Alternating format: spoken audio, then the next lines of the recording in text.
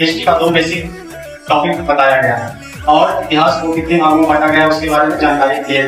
और उसके बाद आगे प्राचीन भारत, यानी जिसको हम लोग एंशिएंट हिस्ट्री कहते हैं, इसमें हम लोग को पढ़ना है सिंधु घाटी की सभ्यता, जो सबसे प्राचीन सभ्यता है और ये भारत की पहली शहरी सभ्यता के रूप में जाना जाता है। फिर वैदिक काल के बारे में, वैदिक काल में जिसमें वेद का अध्ययन किया जाता है। वेद 4 प्रकार के होते हैं, ऋग्वेद, सामवेद, यजुर्वेद, अथर्ववेद की रचना और उनके कार्यों के बारे में जानना है। तीसरा है महाजनपद और मगध साम्राज्य। महाजनपदों की संख्या है 16 और 16 में सबसे इंपॉर्टेंट है मगध साम्राज्य। और मगध साम्राज्य में हम लोग को पढ़ना है अशोक के बारे में, चंद्रगुप्त मौर्य के बारे में, उनके पुत्र के उनके पौत्र दशरथ के बारे में, विस्तार की गई विधियों के बारे में जानना है। तीसरा है गुप्त साम्राज्य। ये भारतीय इतिहास का सबसे स्वर्णिम युग माना जाता है।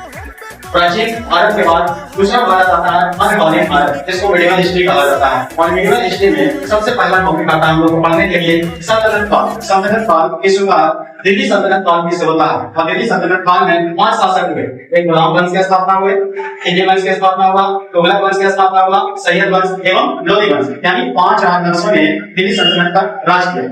उसके बाद आता है मुगल साम्राज्य और मुगल साम्राज्य में बाबर से लेके औरंगजेब तक के शासन काल और उसके विस्तार की गई नीतियों के बारे में हम लोग को जानकारी मिलता है। तीसरा है भारतीय और सूफी संप्रदाय, समाज और धर्म सुधारक और समन्वय के बारे में जानने की जानकारी मिलता है। एक और टॉपिक बच गया है मधुलिक भारत, जो अगले क्लास में बताया जाएगा।